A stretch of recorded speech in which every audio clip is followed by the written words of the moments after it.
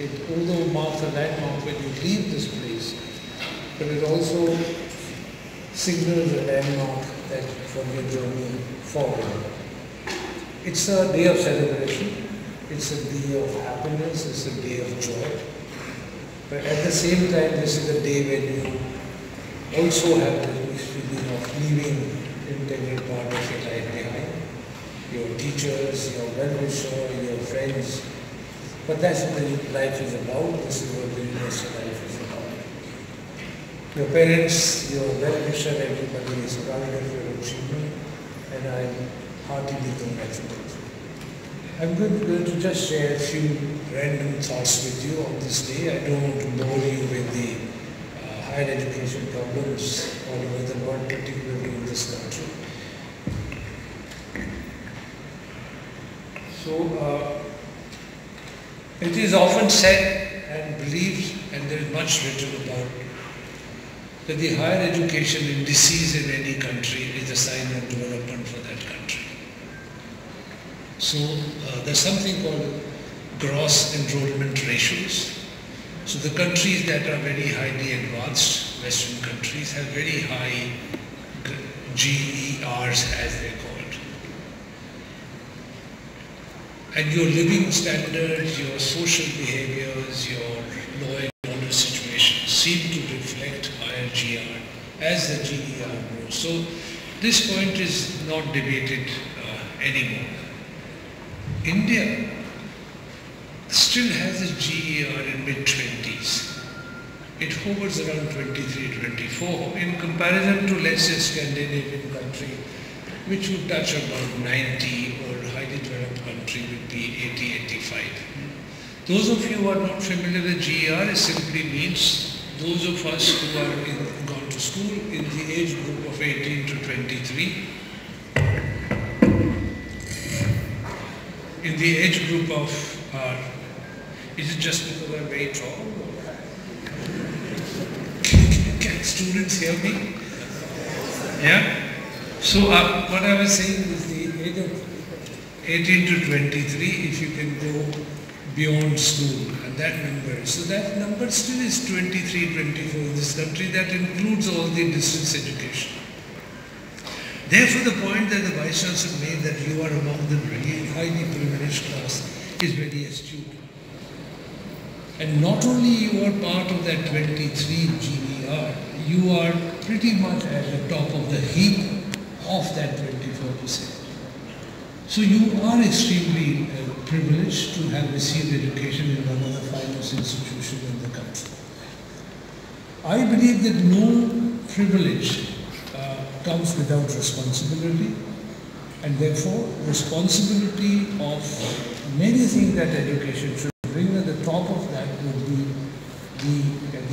your service to society and the so-called nation building process. So I'm just going to focus on these two rather than give you a long lecture. The education all over the world changed very rapidly in late 70s, 80s. It's expanded, middle class grew. And as you received the education from school to the university versus those who received education in 70, I think the narratives were different. Now education, the colleges or the universities have this, are assuming this responsibility that if you come to university, I have to skill you to find a job the day you leave the university. Education did not mean this. Going to university simply meant that you went to a place for 3 years or 5 years, meet a lot of people, listen to different ideas, learn patience, and learn to be a good citizen. University is supposed to do that even today. It's supposed to give you moral, ethical values. But in addition, university has the responsibility of skilling them. And you hear this word again and again.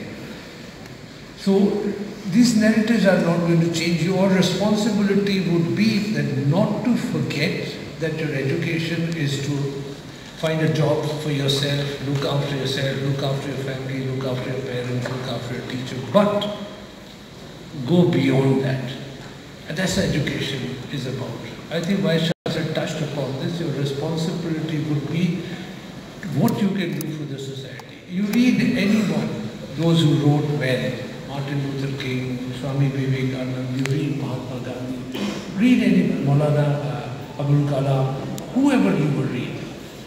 The central in the message of receiving higher education will be one, that your religion and your duty is to serve the society.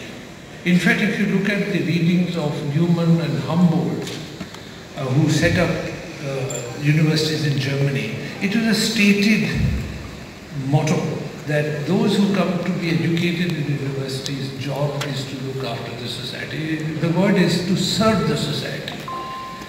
So I'll leave that point, so keep that in mind when you go out, your primary job is to, and then what is nation building? India is an ancient civilization, but as a nation, as a country, is very young. In fact, if you go into the history book, you could argue there was no India, there were small states brought together by some amazing people, and now we are united together in the 70 years old. But as a civilization, as culture, as religious unity, it's an ancient civilization. It has amazing challenges. When the freedom was obtained, there were hardly any education system. There were only 120,000 students in the whole country receiving higher education. Computer science. Uday Kumar, yes. Computer science and engineering.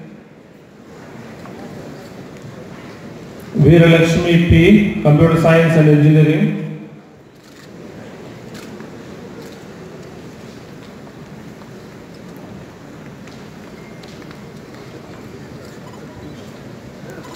Saya Banu, computer science and engineering.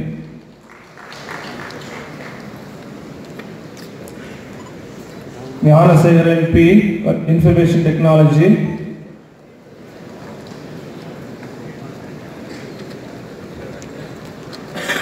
Shakira L, information technology.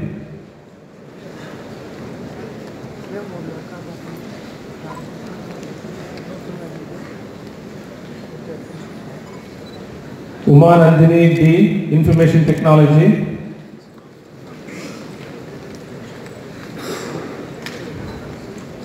Ruby Annette J, information technology.